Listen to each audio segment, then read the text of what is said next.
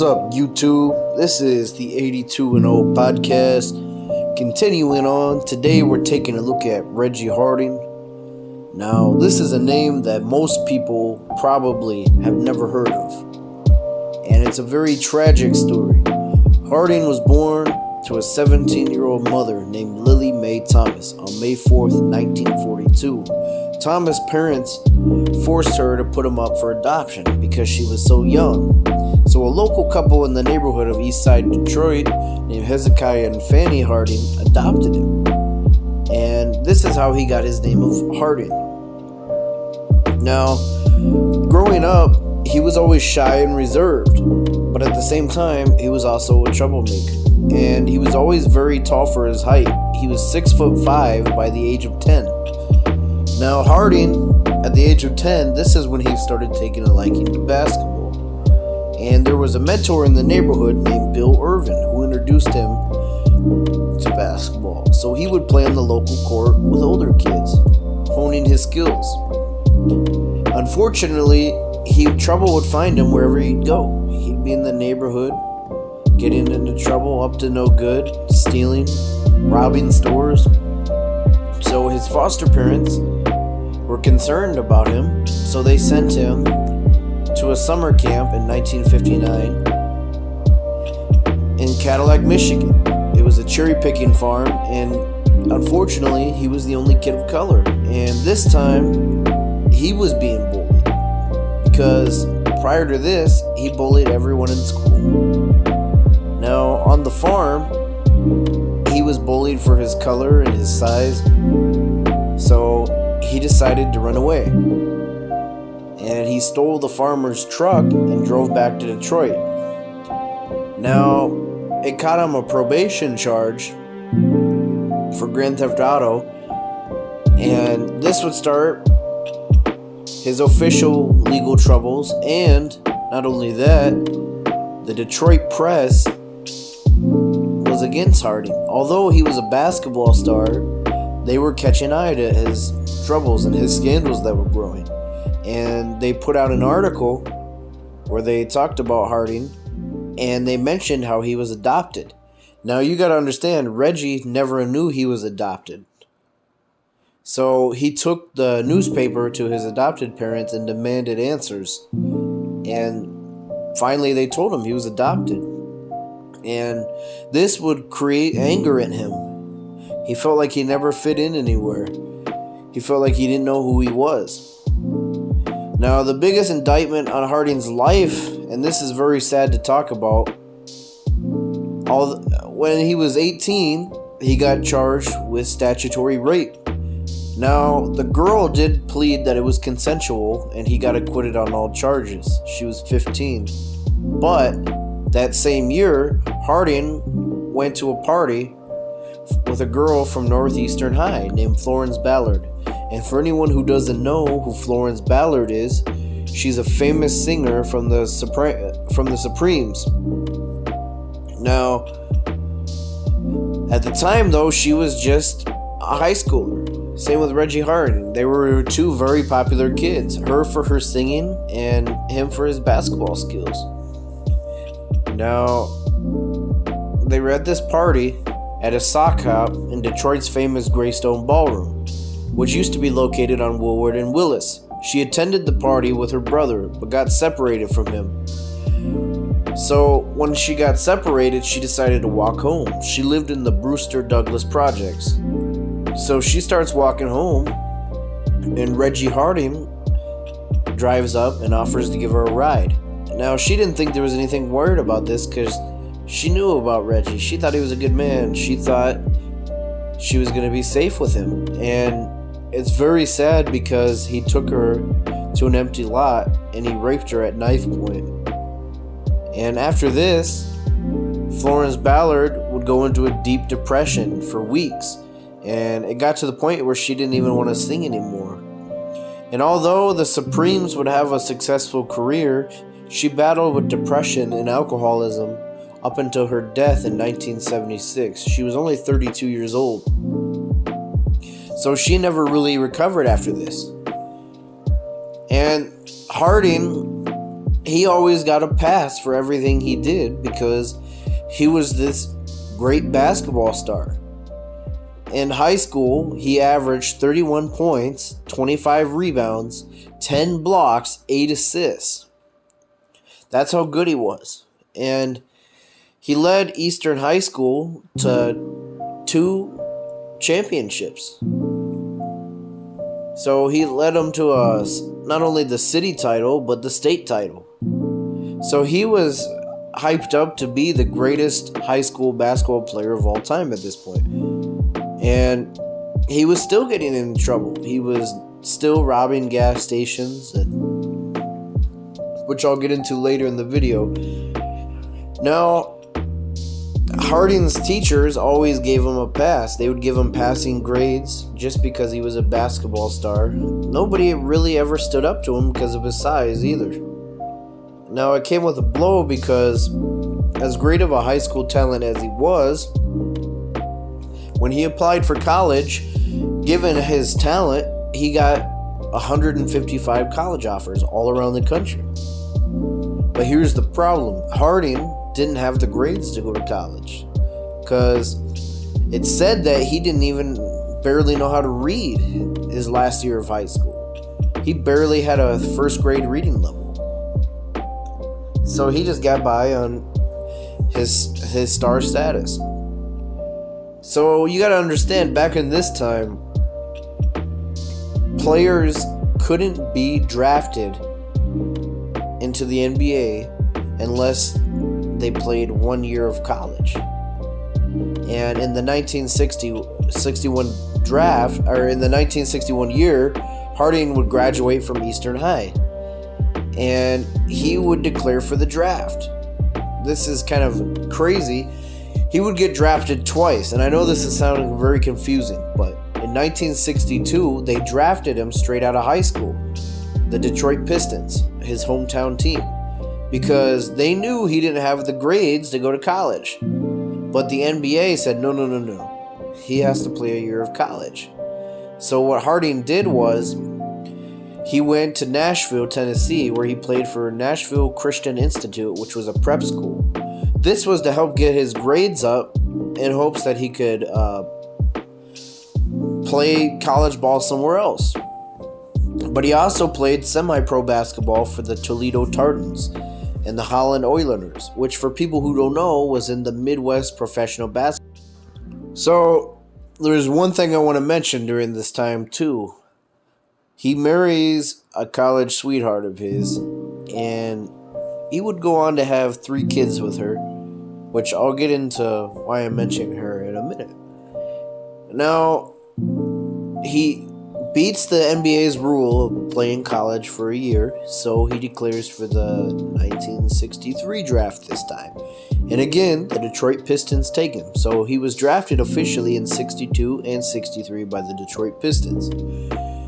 Now, his rookie season with the Detroit Pistons, his hometown, he doesn't even play the full season because he catches a gun charge and he has legal troubles. And this is the case for most of his career. You're going to see he misses a lot of games because he just can't stay out of trouble. Although he did have pretty solid numbers when he was on the court. For that 63-64 season, he put up 11 points, 10 rebounds, and this Pistons team didn't make the playoffs or anything, but he was a great defender, a great post defender, and very strong and athletic. And at stretches, he was able to hold his own with Bill Russell and Wilt Chamberlain. So the Pistons, they know about all the trouble he has, but they think they can change him. They think, with time, he's going to turn it around. He'll be better for us. Now, his assault charges start to pile up at this point. There was an incident where he assaulted a Detroit cop, over a parking ticket. There's an incident where he assaults a club owner. And this is another reason why he gets into trouble with the Pistons is at the time, they didn't have a lot of assistant coaches for teams. people to monitor players to keep them out of trouble. Reggie Harding, he would go to the club more than he would work on his game. He would go chase women and alcohol and drugs and liquor more than playing the game. So he had no sense of, I could become an NBA great. He was too focused on all the other extracurricular activities. Now he plays another season, 64-65, and he surprisingly plays 78 games. And he puts up 12 points and 11 rebounds. And he's a defensive anchor for the team. Now this is when he starts getting in even more legal trouble. He doesn't play the 65-66 season because he catches more gun charges. He got arrested 11 times throughout the course of this year.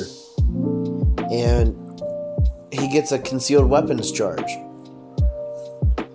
So the team suspends him. The Detroit Pistons give him the largest fine in NBA history at this point.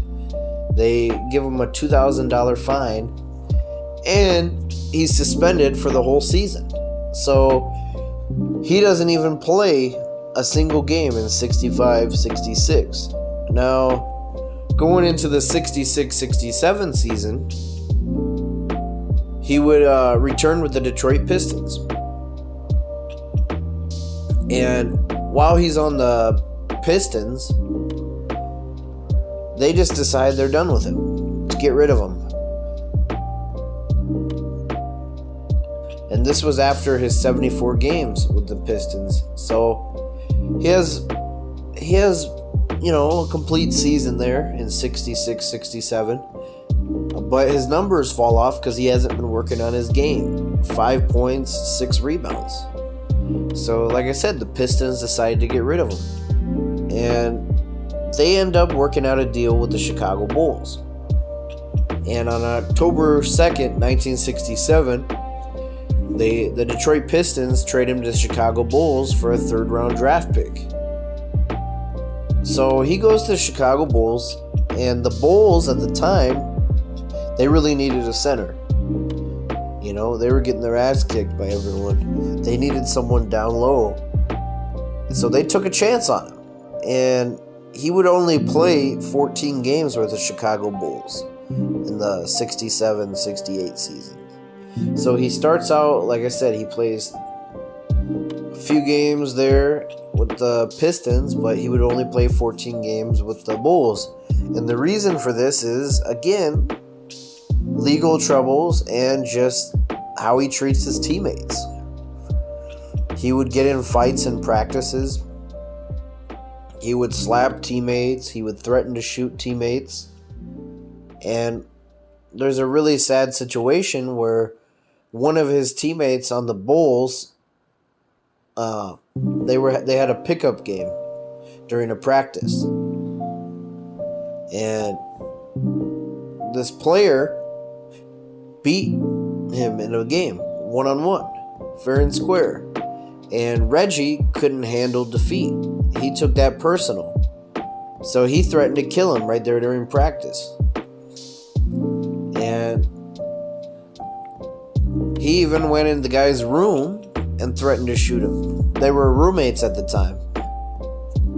That's how crazy this guy was. And he also threatened to shoot a teammate of his named Jimmy Rail in the head because he thought the guy was racist.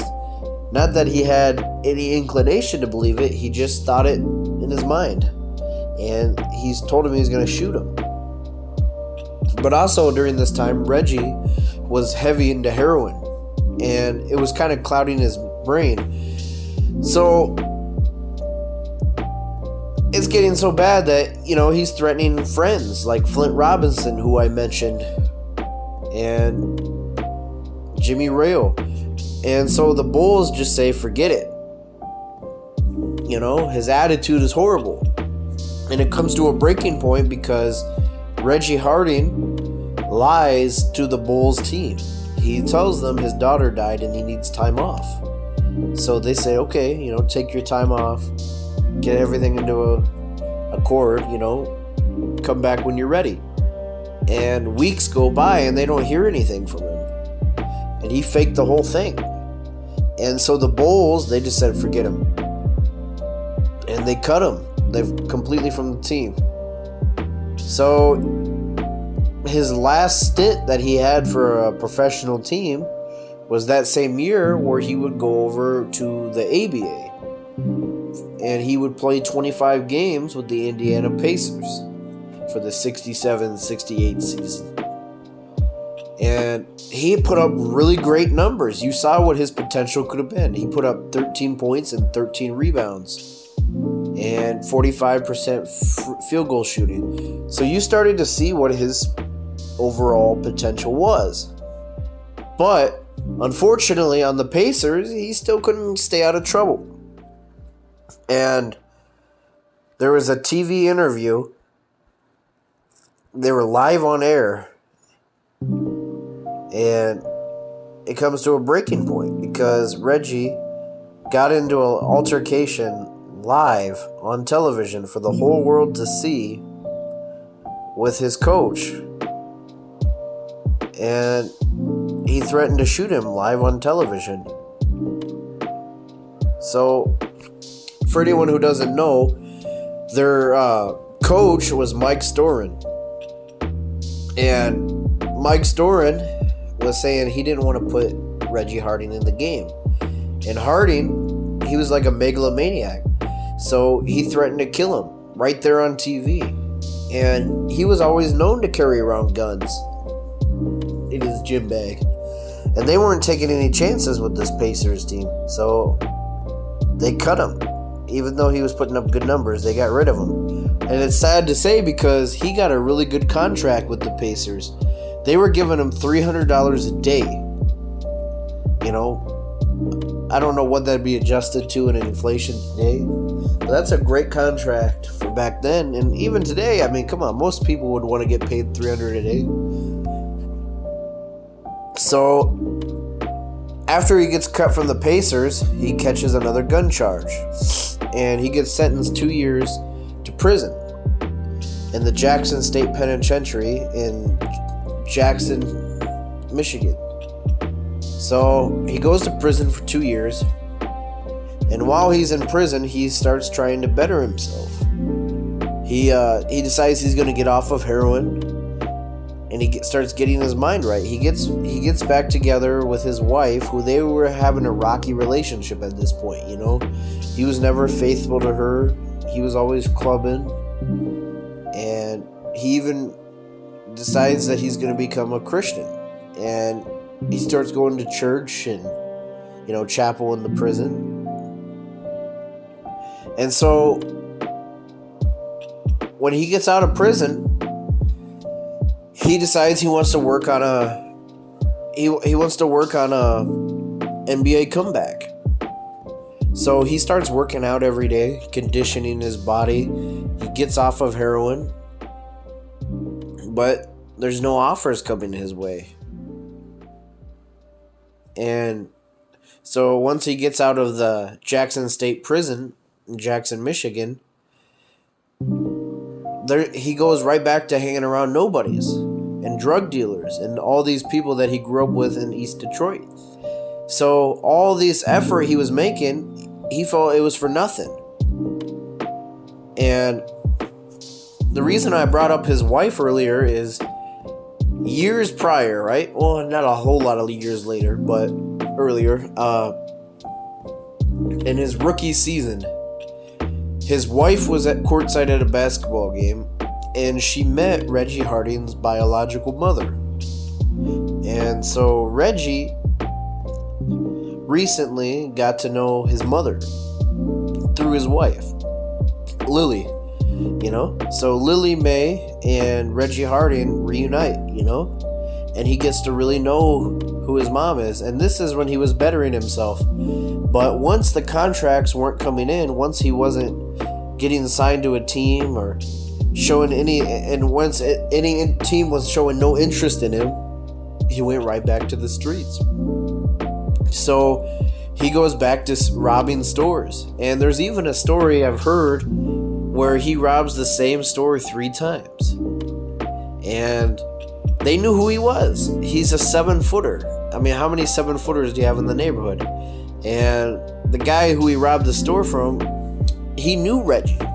And he said, "Reggie, I know it's you. Go home." And Reggie replied, not the smartest response back. He said, "It's not me."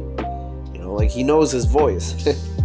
So Reggie's doing whatever he can to survive at this time. And while he was in prison, he met a man named Carl Scott. And Carl Scott gets out, and Scott's a bad dude, a really bad influence. So they start selling heroin together. They start stealing together. And Harding, he looks at him as a good friend.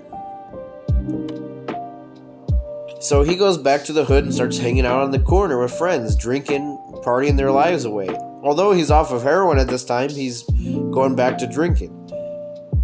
And Scott is like the worst influence Harding could ever have.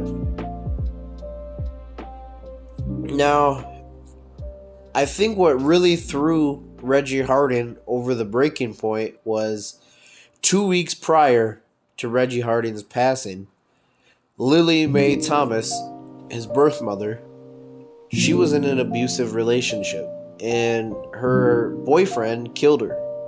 He shot her dead.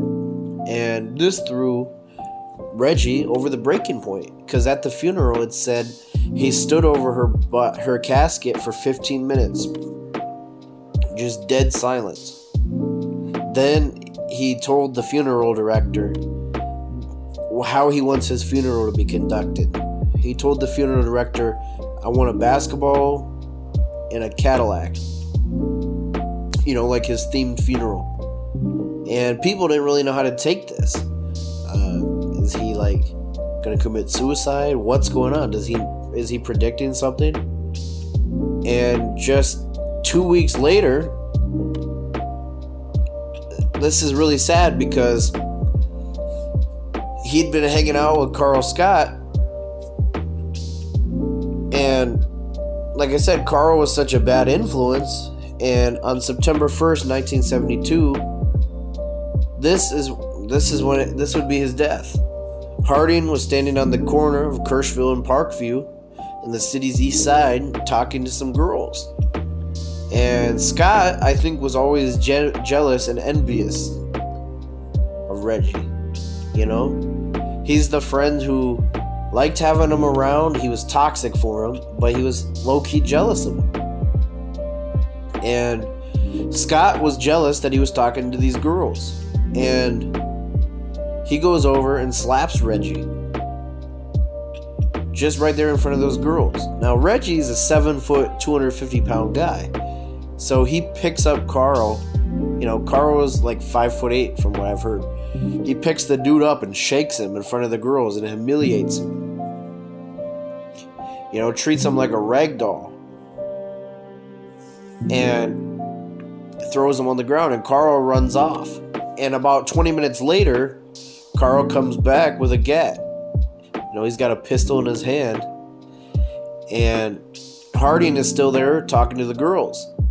And it's about 1:30 in the afternoon, broad daylight, and Carl Scott points the gun at Reggie. Now, Reggie, he gives the line, "If you shoot me in the head. I'm done living this life. I don't want to feel any pain anymore." And that's what happened. Carl Scott shot him right in the head. And he died at Detroit General Hospital. And he was only 30 years old at this time. And it's really sad because, I know he had a really hard life. I'm not justifying the stuff he did, but at his funeral, hundreds of people would come to say their goodbyes. And he even got the short end of the stick in how they buried him because he was too big for any casket, so they had to bury him sideways. And he had a hard life from birth up into the grave. Even prior to his death, he got shot twice in the legs while running away from robbing a store. So you gotta think, he was only 30 at the time, right? what if he would have used all this potential he had? All this God-given talent that he had? Could he have been a Hall of Fame center? Could he have competed with Bill Russell and Wilt Chamberlain? I think so. I think he had all the potential. It's just he couldn't get out of that mindset he was raised in. He couldn't break away from stealing, drug use. And it kind of makes you think, how many other players never got to have a career, never got to have a Hall of Fame career, or become millionaires because of bad choices? And what's even sadder is Reggie Harding had a son, and his son in 1988 shot and killed someone, and his son is now doing life in prison for that. So the cycle continues. Reggie was never able to break out of that cycle he was raised in, and unfortunately he passed it on to his son. So all of his bad actions, there's a quote for this: you live by the sword, you die by the sword. So let me know what you guys think down below. Don't forget to like and subscribe. What do you think? Do you think he would have been a Hall of Famer if he would have focused on playing and stayed out of the streets? Let me know down below. Thanks for watching.